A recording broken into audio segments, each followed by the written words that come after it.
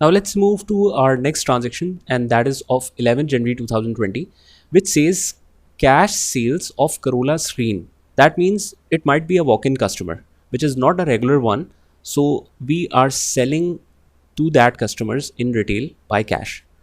Normally in the businesses, all of the customers are on credit, especially these kind of businesses. But many walk-in customers are also a source of sales, but that is not a repeated customer.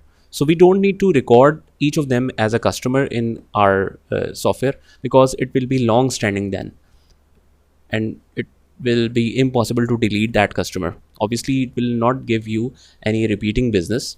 So let's make a general customer named cash sales.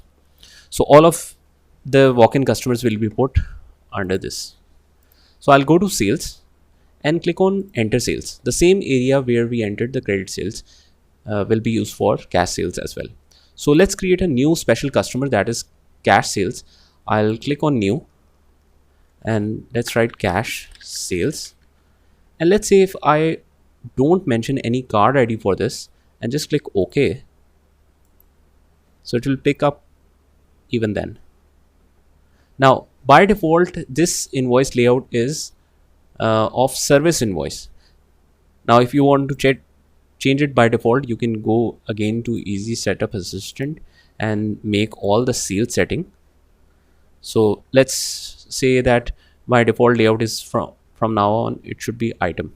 So whenever I open sales invoice, it should select default layout to item. So let's click next, next, next, next and close.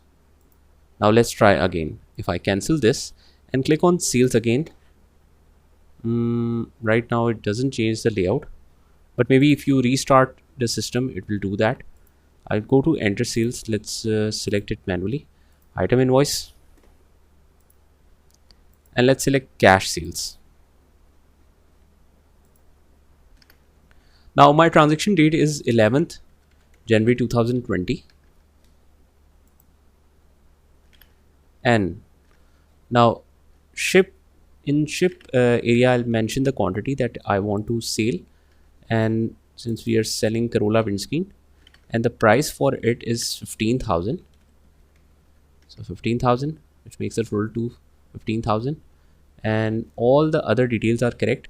But since this is a cash sales, we have made the sales and we will receive the payment as well in the same invoice. So paid today will be 15,000 and it is paid by cash, so balance due is directly gone to 0. If you want to check the journal entry effect before saving it, I'll click on journal entry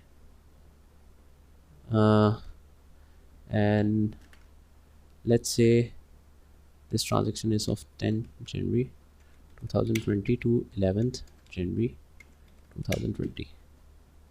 Actually before entering this or recording this, you cannot see the actual journal entry.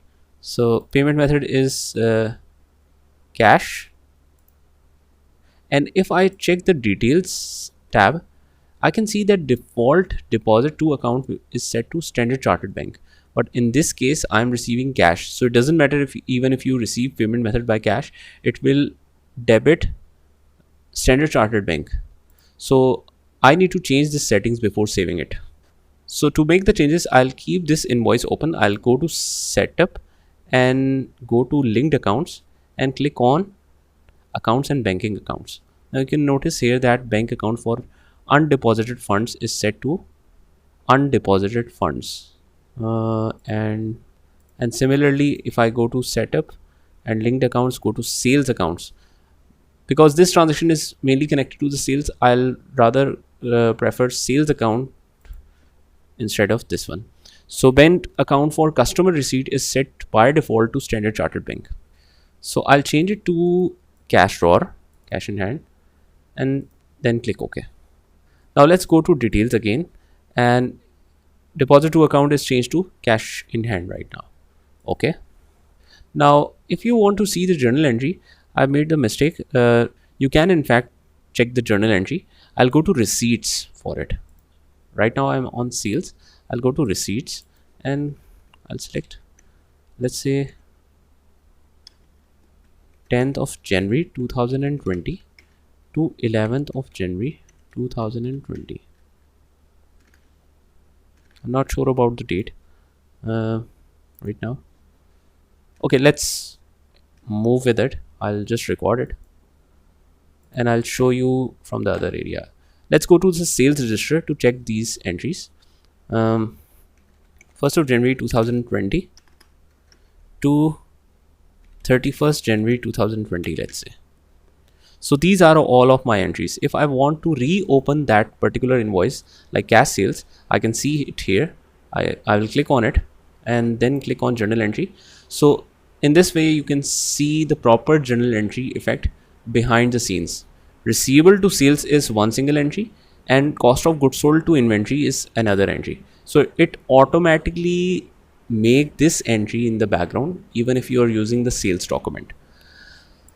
So that's how we can enter the sales and retrieve all the earlier records and check the related journal entry for it.